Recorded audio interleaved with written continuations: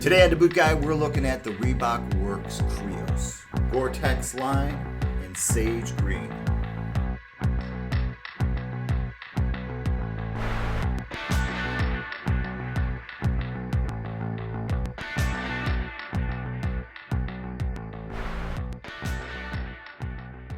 Now, if you're into tactical boots, if you're into these types of boots and you haven't checked out Reebok yet, you really should. They have become a major player in all the DoD type boots. Probably one of the nicest thing about the Krios is the fact that it is gore-tex line, 100% waterproof. And it's not a gore-tex line boot that's gonna have a huge barrier on the other side. It is straight Cordura, gore-tex material, and tape. So this is a warm weather gore-tex boot. The gore-tex transference is going to happen much easier than it would if you would line it or back it with a third material inside the boot. Now, since it is a tactical boot and it is a compliant boot, I gotta mention the two numbers in here that you guys all know about. The amount of cowhide and the amount of Cordura that goes into each boot. So we have 60% genuine cowhide in the upper and 40% Cordura nylon. Now when we get to the sole of the boot, check out that sole. Check out all that traction and everything. This is meramax polyurethane. This is a super abrasion resistant polyurethane, long wearing, durable, and dependable. Because of the density of this urethane, it's going to be a lot harder to crack it with lots of flexes, unlike some of the softer stuff. Now, with that being said, it's not as light as some of those other boots out there, but it's going to be more dependable because gore-tex, because of the amount of cowhide, because they're using real Cordura and the meramax sole. You're going to buy a boot that you're going to be able to depend on, that is not going to fail in a certain amount of time. What you're going to find inside the Krios is going to be a urethane insole. It's going to be a soft urethane through most of the foot, but down into the heel pad, it's going to be an impact area. So it's going to be a lot softer right in this section. Now, it's not a groundbreaking insole. It's nothing really that amazing. But what is really nice about it is the way it fits inside the boot and how this little bit of urethane takes this soft sole and the soft upper and turns it into a really comfortable all day, all week boot. Now, getting this thing on and off, with it being an 8-inch boot with no zipper, you would think that it would be a pain in the butt. But Reebok tackled that by adding these beautiful slip-through, pass-through lace pulls. Now, when you unlace this thing all the way, it opens up beautifully. I mean, this boot, for it being gore-tex line, and you got to think they got to make it just kind of tight inside here because you got to keep as much water and mud and muck and whatever you're in out.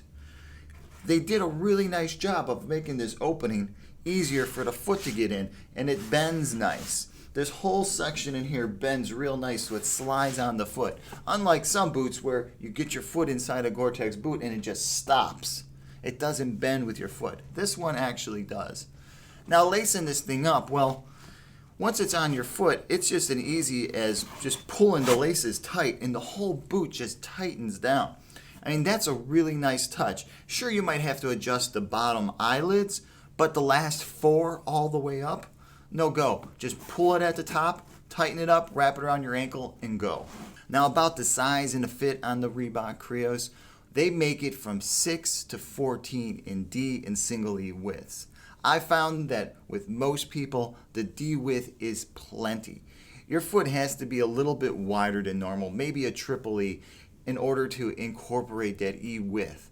Now, I'm not saying the boot runs sloppy and big. It's just with this lightweight material and this lightweight type of boot, you're going to want it to be a little snug. You're going to want this thing to fit because you're going to be moving around, jumping around, climbing and whatnot. You want this boot to be a second skin to your foot. And remember, when buying these or trying these on, since they are a lightweight warm weather boot, try them on with the appropriate socks. I wouldn't say put on your heaviest wool hiking sock when you're trying this thing on. Use a little bit lighter weight sock, something that is a little bit more constrictive to the foot, more like a performance sock, a nice tall athletic sock, just so you get the real fit of this boot.